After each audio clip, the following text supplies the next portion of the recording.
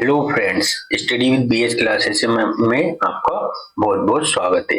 आज हम समुद्र विज्ञान, जिसे हम ओशनोग्राफी भी कहते हैं, उसका अध्ययन करेंगे, है ना।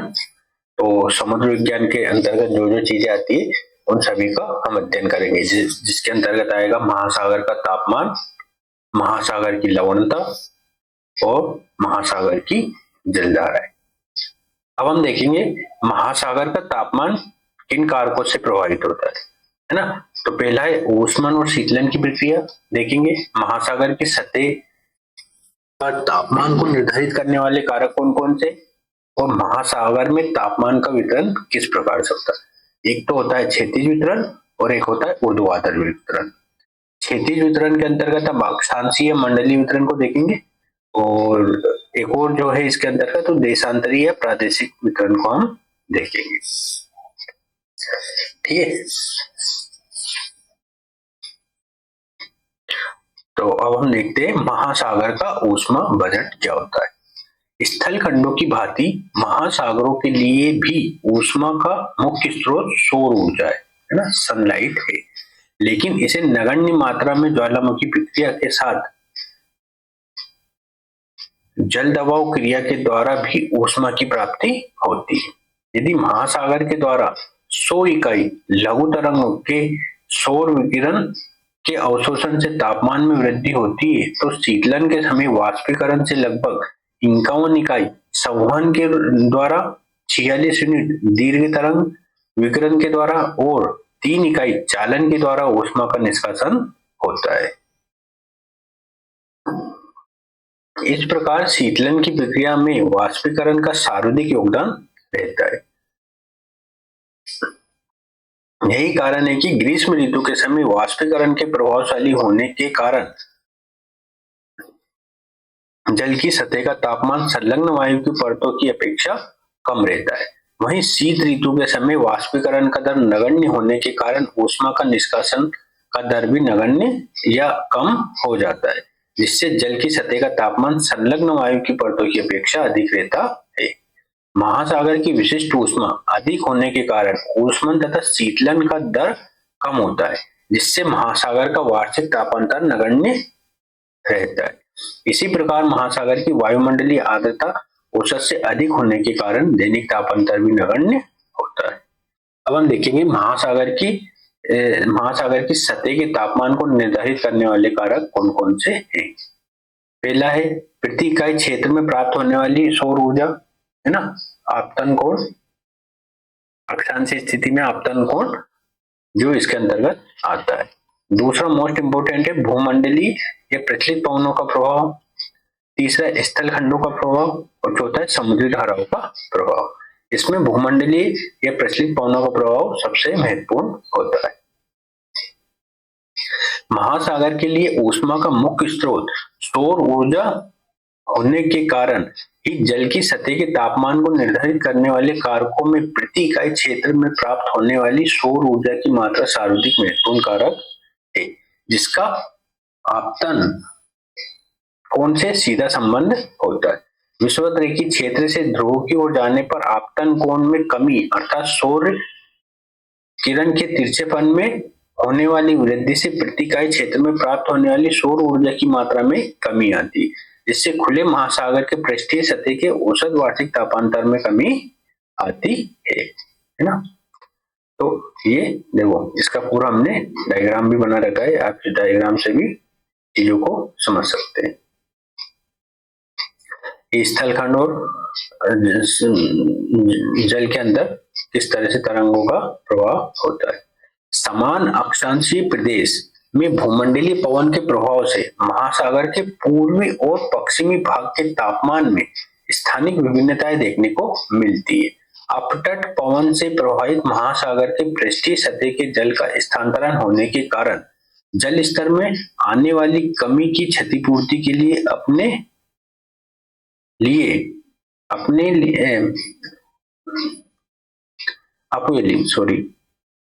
प्रभावित यहाँ से अपतट पवनों से प्रभावित महासागर में पृष्ठीय सतह के जल का स्थानांतरण होने के कारण जल स्तर में आने वाली कमी की क्षतिपूर्ति के लिए अपवेलिंग की प्रक्रिया होती है, जिससे जल की सतह का तापमान कम हो जाता है। वहीं अनुतट पवन से प्रभावित महासागर में पृष्ठीय सतह के जल का भराव होने के कारण जल की सतह के तापमान में वृद्धि के साथ डाउनवेलिंग की प्रक्रिया होती है। यही कारण है कि व्यापारिक पवन से प्रभावित महासागर के पूर्वी भाग में अपतट पवन का प्रभाव होने से जल की सतह का तापमान अनुतट पवन से प्रभावित महासागर के पश्चिमी भाग की अपेक्षा कम रहता है। वहीं अनुतट पछुआ पवन से प्रभावित महासागर के पूर्वी भाग का तापमान पश्चिमी भाग की अपेक्षा अधिक रहता है। अब देखते हैं यदि समान अक्षांशीय प्रदेश होगा तो क्या क्या स्थिति रहेगी खुले महासागर, अंशतः बंद या जलीय भाग में, और बंद जलीय भाग में क्या असर रहेगा इसका हम जानते हैं, है ना। स्थलीय प्रभाव और वार्षिक तापांतर में सीधा संबंध होता है। समान अक्षांशीय प्रदेश में स्थलीय प्रभाव के कारण जल की सतह के तापमान में स्थानिक परिवर्तन होता है। स्थलखंड की विशिष्ट ऊष्मा कम होने के कारण ऊष्मन और शीतलन का दर अधिक होता है, इसलिए वार्षिक तापांतर का स्थलीय प्रभाव से सीधा संबंध होता है। यही कारण है कि देशांतरीय दूरी में वृद्धि होने पर स्थलीय प्रभाव कम होने के कारण महासागर के वार्षिक तापांतर में भी कमी आती है।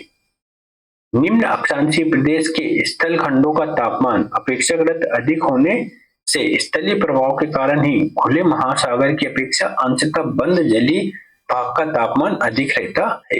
इसी प्रकार बंद जलीय भाग का तापमान अंशतः बंद जलीय भाग की अपेक्षा अधिक होता है। यही कारण है कि उत्तरी गोलार्ध में स्थल खंडों की अधिकता से महासागरों का तापमान दक्षिणी गोलार्ध के महासागर की अपेक्षा अधिक रहता है। वहीं उच्च अक्षांशीय प्रदेश में हिमाच्छादित स्थल खंडों के प्रभाव से जल की सतह का तापमान अपेक्षाकृत कम हो जाता है। यही कारण है कि उच्च अक्षांशीय प्रदेश में खुले महासागर की अपेक्षा अंशतः बंद और बंद जलीय भाग का तापांतर कम रहता है। महासागर में जल धाराओं के द्वारा विभिन्न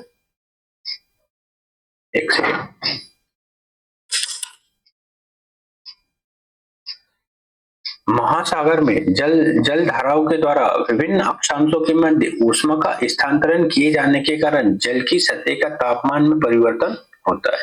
गर्म जल धाराओं से प्रभावित महासागर का तापमान अपेक्षाकृत अधिक हो जाता है, जबकि ठंडी जल धाराओं से प्रभावित महासागर के जल की सतह के तापमान में कमी आती है ना। अब हम देखेंगे महासागर में तापमान का ऊर्ध्वाधर वितरण, है ना। इसके अंतर्गत एपीहेमाइन, थर्मोक्लाइन और हाइपोमीडियन क्या होता है ये सब हम देखेंगे। इस डायग्राम के थ्रू भी आप समझ सकते हैं। महासागर में विषुवतीय क्षेत्र से ध्रुवों की ओर जाने पर जहां पृष्ठीय सतह के औसत तापमान में कमी आती है, वही महासागर के नितल के समीप ऐसा माना जाता है कि सभी अक्षांशीय प्रदेश में जल का तापमान पृथ्वी के औसत तापमान के बराबर रहता है। ऐसी स्थिति में औसत से अधिक तापमान वाले निम्न अक्षांशीय प्रदेश में पृष्ठीय सतह के अंदर की परतों में जाने पर ताप ह्रास दर अधिक होगा। वहीं औसत तापमान वाले मध्य अक्षांशीय क्षेत्र में अंदर की परतों में जाने पर तापमान में नगण्य दर से कमी आएगी। जब औसत से कम तापमान वाले उच्च अक्षांशीय प्रदेश में तापमान में कमी की जगह वृद्धि होगी, अर्थात तापीय विलोमता की स्थिति उत्पन्न होगी। इस प्रकार महासागर में जल की सतह से लगभग 500 मीटर की गहराई तक जहां तापमान में वृद्धि होगी, वहीं महासागर के नितल के समीप अधिक गहराई में तापमान कम होने के साथ तापीय परिवर्तन दर भी नगण्य होगा। महासागर की सतह से नितल तक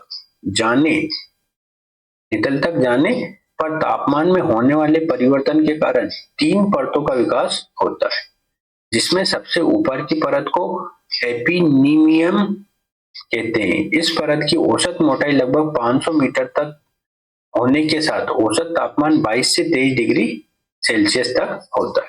वहीं महासागर के नितल के समीप निचली परत हाइपोलिमियम परत में परिवर्तन का दर नगण्य होता है। इन दोनों ही परतों को अलग करते हुए थर्मोक्लाइन परत में ताप ह्रास दर सर्वाधिक होता है। विषुवत-रेखीय क्षेत्र में वर्ष भर जल की सतह का तापमान औसत से अधिक होने के कारण इन तीनों परतों का विकास वहां की सामान्य विशेषता है। उष्णकटिबंधीय प्रदेश में ग्रीष्म ऋतु के समय जल की सतह का तापमान अधिक होने के कारण इन तीनों परतों का विकास हो पाता है। वहीं मध्य अक्षांशीय और उच्च अक्षांशीय प्रदेशों में जल की सतह का तापमान औसत से कम होने के कारण इन परतों का विकास नहीं हो पाता है। अब हम देखेंगे महासागरों की लवणता, है ना। इसके अंतर्गत जो जो कारक, जो भी तत्व हैं इसके पूरे जानेंगे। लवणता क्या होती है महासागर की? महासागर में घुले हुए लवणों की मात्रा अपॉन में महासागरीय जल का भार, इसे ग्राम प्रति 1000 ग्राम में मापा जाता है। और महासागरों की औसत लवणता कितनी होती है? 35.1 इसकी लवणता होती है। जल की घुलनशीलता तापमान के अनुक्रमानुपाती होती है। महासागर की लवणता का तात्पर्य जल में घुले हुए लवणों की मात्रा और महासागरीय जल के भार के अनुपात से है, जिसका आकलन ग्राम प्रति 1000 ग्राम के रूप में किया जाता है। महासागर की औसत लवणता लगभग 35.1 है, जिसका तात्पर्य 1000 ग्राम महासागर के जल में 35.1 ग्राम घुले हुए लवणों की मात्रा से है। महासागर की सतह पर लवणता के वितरण में स्थानिक विभिन्नताओं का अध्ययन करते समय जल में घुले हुए लवणों की मात्रा को नियत या कांस्टेंट मान लिया जाता है। क्योंकि जल की घुलनशीलता का तापमान से सीधा संबंध होता है, इसलिए लवणता को निर्धारित करने वाले कारकों में तापमान सर्वाधिक महत्वपूर्ण कारक है। यदि तापमान लवणता का एकमात्र नियंत्रक होता, तब ऐसी स्थिति में विषुवत-रेखीय क्षेत्र से ध्रुवों की ओर जाने पर जल की सतह में औसत तापमान में आने वाली कमी के कारण लवणता में भी कमी आती, जबकि ऐसा नहीं है, जिससे ये स्पष्ट होता है कि तापमान के अतिरिक्त अन्य कारक भी महासागर की लवणता को निर्धारित करते हैं। ठीक है ना। तो अब ये सब हम उसको एक करके अध्ययन करेंगे कि कौन कौन से कारण है जो लवणता को भी तापमान के अलावा निर्धारित करते हैं। लवणता के मंडलीय वितरण का संबंध अक्षांशीय वितरण से है। अत्यधिक तापमान वाले विषुवत-रेखीय क्षेत्र में औसत से अधिक वायुमंडलीय आर्द्रता के कारण औसत से अधिक मात्रा में वर्षा होती है, जिससे लवणता औसत से कम लगभग 34 से 35% के लगभग होती है। उपोष्ण कटिबंधीय क्षेत्र में उच्च वायुदाब का विकास होने के कारण वर्षा के लिए प्रतिकूल स्थिति बनी रहती है। वहीं वाष्पीकरण का दर वर्षा की मात्रा से अधिक होने के कारण महासागर की लवणता औसत से अधिक होती है। उपध्रुवीय क्षेत्र में जहां जल की सतह का तापमान कम होने के वाष्पीकरण का दर कम होता है, वहीं निम्न वायुदाब के केंद्र में औसत से अधिक मात्रा में वाताग्रीय वर्षा के कारण जल की लवणता विषुवत-रेखीय क्षेत्र से कम होती है। अत्यंत कम तापमान वाले ध्रुवीय प्रदेश में वाष्पीकरण का दर नगण्य होने के साथ हिमगलन के द्वारा स्वच्छ जल की आपूर्ति से जल की लवणता औसत से अत्यंत कम तक होती है। इस प्रकार लवणता को निर्धारित करने वाले विभिन्न कारकों के सम्मिलित प्रभाव के कारण ही विषुवत-रेखीय क्षेत्र से ध्रुवों की ओर जाने पर पहले लवणता में वृद्धि फिर कमी आती है। अब हम देखेंगे लवणता का प्रादेशिक वितरण किस तरीके से होता है ना। ये इसके डायग्राम में एपिलाइन, हेलोक्लाइन और हाइपोलाइन।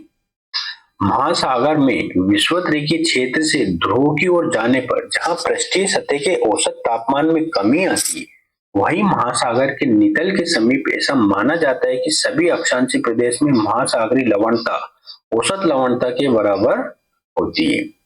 ऐसी स्थिति में औसत से अधिक लवणता वाले निम्न अक्षांशीय प्रदेश में पृष्ठीय सतह के अंदर की ओर जाने पर लवणता ह्रास दर अधिक होगा। वहीं औसत तापमान वाले मध्य अक्षांशीय क्षेत्र में अंदर की परतों में जाने पर जल की लवणता में नगण्य दर परिवर्तन होता है। वहीं उच्च अक्षांशीय प्रदेश में कम तापमान होने के कारण तापीय विलोमता की स्थिति उत्पन्न होती है।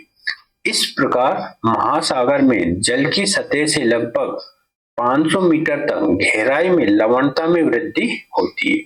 वहीं महासागर के नितल के समीप अधिक गहराई में लवणता में कमी के साथ लवणता में परिवर्तन का जो दर होता है वो भी नगण्य होता है। महासागर की सतह से नितल तक जाने पर लवणता में होने वाले परिवर्तन के कारण 3 परतों का विकास हुआ है, जिसमें सबसे ऊपर की परत को एपीहेलाइन कहते हैं। वहीं महासागर के नितल के समीप सबसे निचली परत को हाइपोलाइन में परिवर्तन की दर नगण्य होती है। इन दोनों ही परतों को अलग करने वाली हेलोक्लाइन परत में लवणता का जो ह्रास दर होता है वो सर्वाधिक होता है। अब हम देखेंगे महासागर की जलधाराएं, है ना। इसके अंतर्गत महासागरीय परिसंचरण को समझेंगे, जलधाराओं की उत्पत्ति को निर्धारित करने वाले कारक को देखेंगे, जलधाराओं की दिशा को निर्धारित करने वाले कारक को देखेंगे, महासागर की जलधाराओं के सामान्य प्रतिरूप को देखेंगे और अटलांटिक, प्रशांत और हिंद महासागर की प्रमुख जलधाराओं को भी इसमें हम देखेंगे और इसका विस्तार पूर्वक अध्ययन करेंगे। तो महासागरीय परिसंचरण का तात्पर्य जल राशियों के चक्रीय प्रभाव से है। पृष्ठीय सतह पर जल राशि के क्षैतिज प्रभाव को जलधारा कहते हैं, जिसका वर्ष भर एक निश्चित दिशा, है ना, जिसकी वर्ष भर एक निश्चित दिशा होती है। महासागर के नितल के समीप जलधारा के समानांतर लेकिन विपरीत दिशा में जल के क्षैतिज प्रवाह को सर्पण कहते हैं। पृष्ठीय सतह पर जल के क्षैतिज प्रवाह को ड्रिफ्ट जलधारा और स्ट्रीम के रूप में परिभाषित किया जाता है। पवन जनित जल के क्षैतिज प्रवाह को ड्रिफ्ट कहते हैं, जिसकी गति अत्यंत मंद होने के साथ सीमा रेखा स्पष्ट नहीं होती। वहीं विभिन्न कारकों के सम्मिलित प्रभाव से जलधारा की उत्पत्ति होती है, जिसकी गति न केवल ड्रिफ्ट से अधिक होती है बल्कि सीमा रेखाएं भी स्पष्ट होती है। जलधाराओं के समूह को स्ट्रीम कहते हैं, जिसकी गति सबसे अधिक होने के साथ सीमा रेखाएं भी अधिक स्पष्ट होती है। महासागर में जल की सतह के विभिन्न ऊष्मन के कारण तापमान में स्थानिक विविधता होने पर ऊष्मा के स्थानांतरण के लिए जल राशियों का चक्रीय प्रभाव होता है। यही कारण है कि जल धाराओं की उत्पत्ति को निर्धारित करने वाले कारकों में तापमान सर्वाधिक प्रमुख कारक है। जल धाराओं की उत्पत्ति को निर्धारित करने वाले कारक कौन कौन से हैं? पहला है तापमान, दूसरा हिमगलन, तीसरा जल की लवणता, चौथा जल का घनत्व और लास्ट पवन, है ना। हम सब जानते हैं डेंसिटी इज इक्वल टू क्या होता है, मास अपॉन में वॉल्यूम। तो ये सब इससे हम निहितार्थ निकाल सकते हैं। जल के घनत्व का तापमान से व्युत्क्रमानुपातिक संबंध होने के कारण जल की सतह के तापमान में वृद्धि होने पर जब घनत्व में कमी आती है तब समुद्र जल स्तर में वृद्धि होती है ना। समुद्र के जो जल स्तर में वृद्धि होती है, जिससे गर्म जलधारा की उत्पत्ति होती है। निम्न अक्षांश से उच्च अक्षांश की ओर गर्म जलधारा की उत्पत्ति का कारण निम्न अक्षांशीय प्रदेश की जल की सतह का औसत से अधिक तापमान का होना है।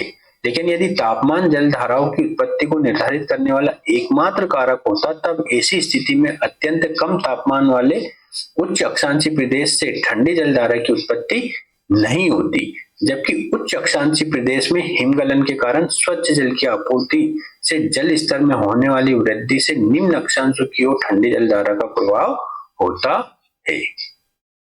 अगर